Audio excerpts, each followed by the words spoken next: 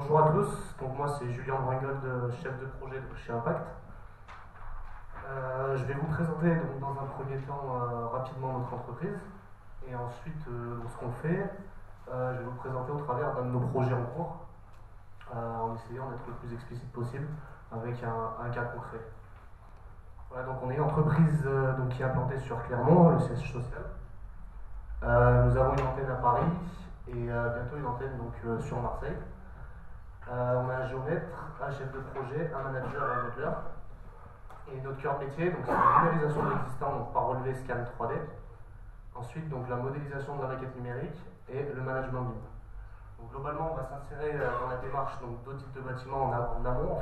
On va aller récupérer l'existant, modéliser l'existant pour avoir ce qu'on appelle une maquette telle que construite avant la partie rénovation. Donc je vais vous présenter une étude de cas, un projet sur lequel on est, je ne sais pas si vous connaissez, c'est un projet sur Moulins. On nous a demandé de relever et de modéliser le bâtiment suite à un sinistre, un incendie au 5e étage. Donc les objectifs c'est de quantifier l'ensemble des éléments constituant le bâtiment, parce qu'en fait c'est le 5e étage qui a brûlé, mais avec l'intervention des pompiers, le fait qu'il n'y ait plus de toit, les intempéries. Tous les éléments du bâtiment dans les étages inférieurs, tels que les murs, le placo, tout ça, ils ont pris l'eau. Donc en gros, toute la partie du bâtiment est dégradée. Et ensuite, on crée une maquette numérique. Donc dans cette maquette numérique, on va pouvoir en tirer des plans et mettre justement de la donnée dans les éléments qui vont constituer la maquette.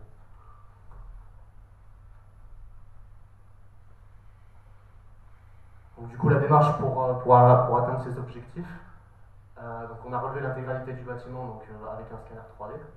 Ensuite, on a modélisé le bâtiment grâce aux résultats du scanner. Ensuite, dans cette maquette, on va ajouter de la donnée pour, par exemple, les types de matériaux pour ensuite sortir des quantités.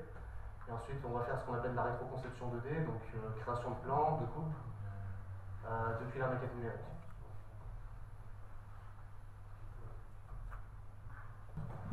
Donc pour en revenir au livrable, on va avoir un nuage de points et des photos du bâtiment. La maquette numérique, on va fournir au format ISC, des plans 2D et des coupes plus classiques au format papier et des doubles légers.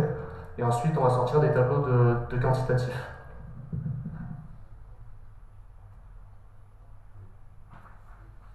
Pour ceux qui ne connaissent pas le scanner 3D, c'est une photo d'un scanner 3D, monté sur trépied. Donc ce qu'on va faire, on va se déplacer à l'intérieur du bâtiment, on va cheminer, on va poser la station à différents endroits, elle va tourner sur elle-même. La lentille va envoyer un faisceau laser et on va récupérer des millions de points représentant la réalité. Donc je vais continuer la suite de la présentation par des vidéos. Donc là on voit en fond d'écran ce qu'on appelle un nuage de points. Donc les triangles représentent les différentes stations de scan. Et on va les retrouver ici.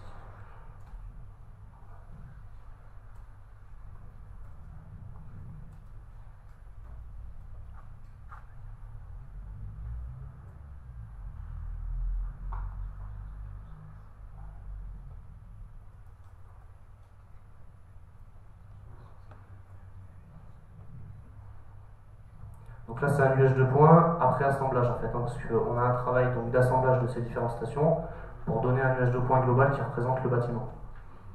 Ensuite on va avoir une phase de nettoyage du nuage, ce qu'on va voir après Voilà, donc là on a isolé principalement le bâtiment et enlevé les différents points parasites.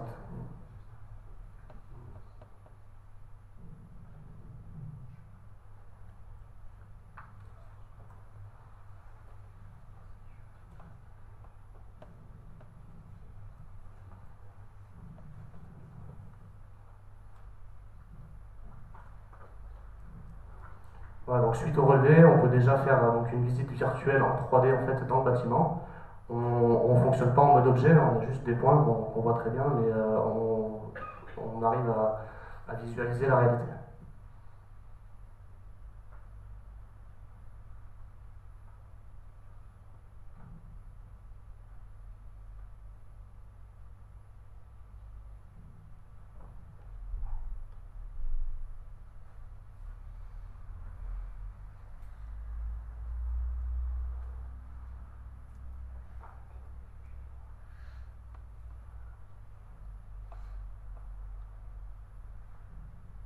Voilà, donc sur ce relevé, on a fait donc la partie extérieure et l'intégralité des étages en fait.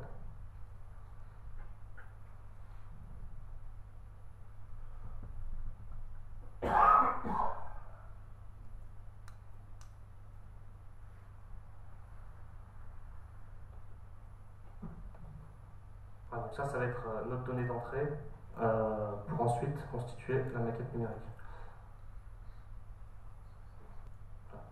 Donc ensuite, il faut savoir que le scan, chaque station, à la fin en fait, il va récupérer, donc il va prendre des photos. Donc on va déjà avoir un certain nombre de photos, donc 360, du bâtiment. Donc on a un utilitaire qui nous permet donc de visualiser par photo le bâtiment.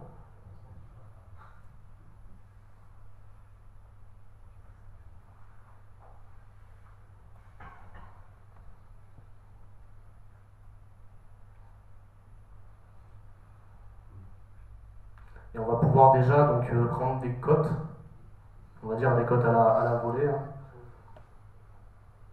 Parce qu'en fait derrière les photos on va avoir un nuage de points, donc on va avoir un accrochage horizontal ou vertical pour commencer à mesurer.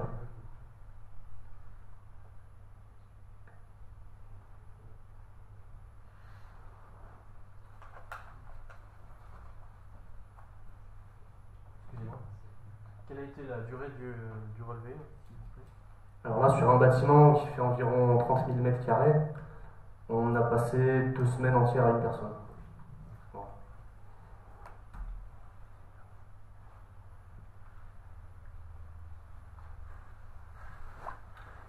Uniquement le scanner ou la consolidation des images?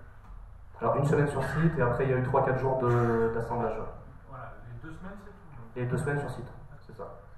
C'est assez rapide. Ici, ça a été un petit peu plus long parce qu'on l'a fait en couleur. Il faut savoir que ça nous double le temps par station à la couleur. Voilà, donc là, par rapport à cet outil, pour en revenir, on peut déjà commencer à communiquer et à anticiper le projet en mettant des commentaires, des cotes, et le sortir directement, par exemple, en PDF pour communiquer. C'est juste sur les apparences, il n'y a pas les réseaux. Vous ne pouvez pas modéliser les réseaux.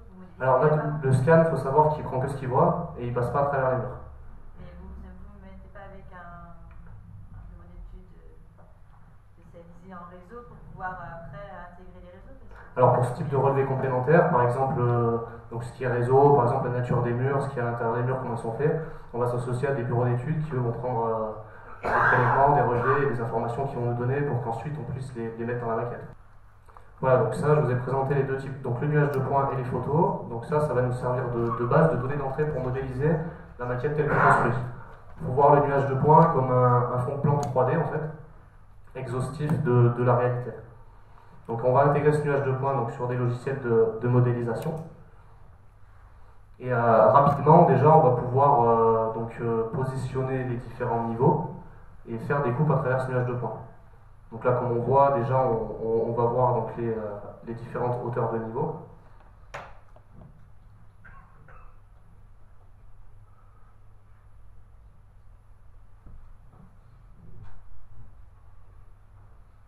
Et là, ça nous permet, donc en fond de plan par étage, d'avoir le tracé en fait du bâtiment, quoi. Donc là, on voit les poteaux, on voit les cloisons, on voit la globalité du bâtiment.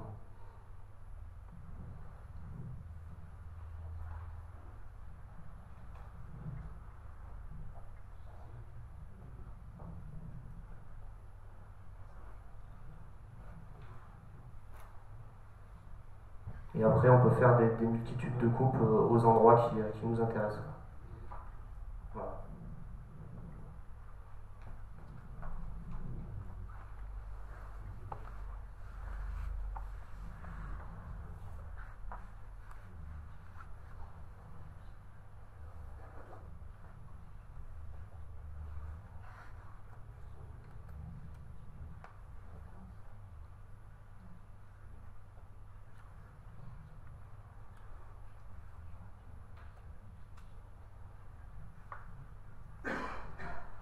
Voilà, donc là, ensuite, on va passer donc, sur une phase de construction de la maquette numérique, donc on va dire partie graphique.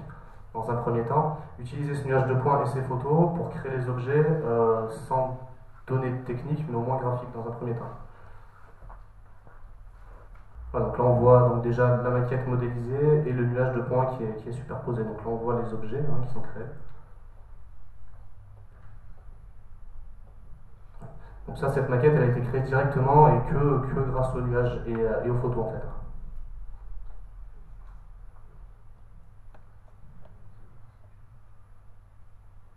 Voilà, donc là on voit les objets. Donc là c'est un objet à photo.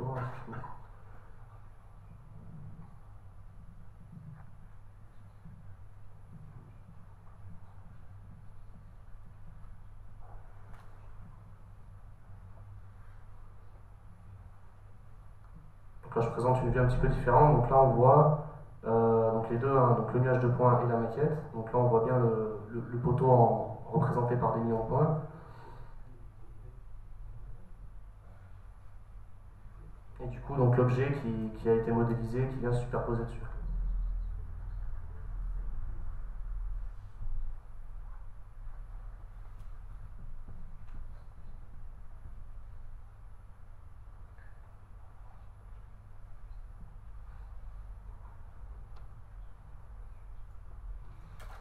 Donc ça c'est pour la partie donc, graphique de la maquette. Ensuite, ce qu'on a fait sur ce projet-là, donc pour aller un petit peu plus loin dans la démarche BIM, on a commencé à implanter de la donnée en fait dans ces maquettes. Donc là l'objectif c'était de sortir des tableaux Excel en fait de tous les matériaux qui composent le bâtiment. Donc voilà, je vais vous présenter la vidéo. Donc là on voit un étage, c'est le R+1 de mémoire. Donc là, chaque objet, on lui a mis donc du coup son revêtement.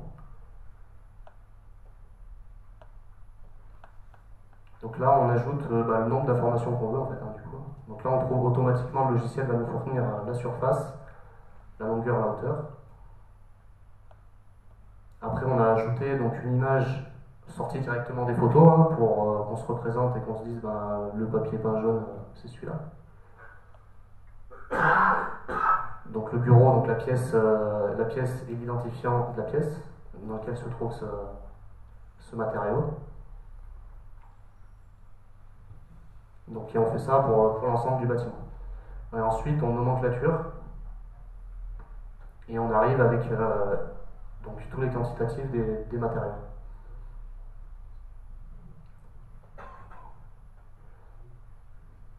Voilà, donc là la maquette numérique telle qu'elle, en fait, les tableaux vont pouvoir servir après à mettre une notion de prix par rapport à tout ça et en fait savoir l'enveloppe globale au niveau des assurances en fait pour la future rénovation. Voilà, donc du coup si vous avez des questions. Moi j'en ai une, mais alors quelle est la plus-value de prendre un scanner si on a des plans déjà modélisés en 2D et qu'on peut mettre en 3D, au moins pour la première partie? Quelle est la plus-value de payer pour le faire ce scanner alors que les plans qu'on a déjà existants, à part le fait que c'est jamais la bonne échelle, on les a perdus ou quoi que ce soit, et si on les a, quelle est la plus-value de prendre le scanner par rapport à juste modéliser nos plans existants? Nous globalement on utilise donc le scanner, à la base on modélise, on va utiliser le scanner comme donnée d'entrée parce qu'il s'avère justement que les plans ne sont pas à jour et qu'on a envie à l'instant T de récupérer ce qu'on a. Après on a eu modélisé à partir de plans. D'accord, et après on peut rentrer les mêmes éléments une fois que nous modélisés. On peut partir de plans 2D, on l'a fait sur certains projets. Après il faut savoir que des fois il va nous manquer des coupes, des élévations, des choses comme ça quoi. Avec un scanner on a tout. La marge d'erreur du scanner? On va avoir la précision du matériel. Et puis vous de la et voilà, et la précision des personnes qui vont modéliser. C'est ça. C'est quoi la marge d'erreur? La marge d'erreur, globalement, sur un nuage de points en couleur comme ça, et les photos, on a quand même assez d'éléments et c'est assez confortable de modéliser dessus, quoi. Donc du coup on se trompe pas trop en fait, finalement. On a vu dans les différentes vidéos là différents logiciels selon les phases. Comment ça se passe au niveau de l'interopérabilité entre tous ces outils? Donc du coup, oui, on fait en fonction. Donc nous, on est prestataire service, on utilise des logiciels qui pour nous sont plus efficaces. Le nuage de points aujourd'hui, il va être intégré à notamment par Revit, c'est ce qu'on utilise le plus. Et on va utiliser des logiciels qui intègrent le nuage de points facilement. Quoi. L'idée de base, c'est de prendre des outils qui sont compatibles avec un format de nuage de points qui sont c'est ça, ouais. traités. Nous, avant notre projet, puis surtout aussi la finalité, quoi. Quel logiciel va utiliser le client, ça c'est très important aussi. D'accord. Du coup, à la fin, vous produisez une maquette numérique BIM au format IFC. Au format IFC ou au format éventuellement propriétaire de l'outil que vous avez utilisé. C'est ça. En gros, si le client a le même au final, on ne passe pas forcément par l'IFC. Après, on va partir sur l'IFC. On a fait notamment nos livrables ont servi en appel d'offres en fait. Donc, c'est-à-dire pour consulter plusieurs entreprises. Donc là, on a fourni de l'IFC pour ceux qui avaient Archicad, Revit, un petit peu différents logiciels. Donc l'idée de base, c'est l'IFC plus le format natif pour être C'est ça. C'est ça. Merci. D'autres questions? Ouais. Alors, si vous pouvez vous présenter en même temps pour que votre interlocuteur sache un petit peu d'où vous êtes. Oui, Jean-Pierre Allais, HTR. Il y a quelque temps, le nuage de points n'était pas compatible avec l'IFC. Il faut déjà l'utiliser pour arriver en IFC. C'est ça, en fait, le nuage de points, les différents logiciels qu'on utilise, on va avoir un accrochage sur les points. On n'a pas d'objet. Il faut modéliser dessus. Alors aujourd'hui, nous, on fait tout à la main. Après, il y a des solutions qui sont en train de se développer pour que ça se fasse une partie en automatique. Sachant que tout de suite, on n'aura jamais du full automatique, on aura du semi-automatique. Dans la littérature, ils prévoyaient ça pour fin 2016 ou fin 2017. Moi, honnêtement, vu le travail qu'on fait à la main et même des fois les questions qu'on se pose au travers du nuage, je vois pas comment un algorithme pourrait tout faire, honnêtement. Ça peut arriver. Si on le trouve, c'est instantané. Moi, je m'interrogeais sur la compétence, c'est-à-dire qu'on transforme des images en objets, on leur définit des attributs. Est-ce que c'est une dalle, est-ce que c'est un poteau, est-ce que c'est un coffrage, est-ce que c'est une contre-cloison, est-ce que je suis sur une chape, est-ce que je suis sur une... Et du coup, quels sont les profils des opérateurs qui viennent transformer des images en objets? Alors nous on fait ça en fait à l'aide de bureaux d'études en fait sur ce qu'on a besoin. Par exemple, donc j'ai modélisé récemment toute une partie d'implantation de CTA. Moi j'ai fait la partie on va dire plus graphique que le bureau d'études a contrôlé. Et en fait on a travaillé ensemble et ils m'ont dit un petit peu les résultats de leurs calculs, ce que je devais intégrer et toutes ces choses là. Voilà. Mais après il faut une compétence comme actuellement dans chaque corps de métier en fait pour implémenter l'objet. Ça change pas.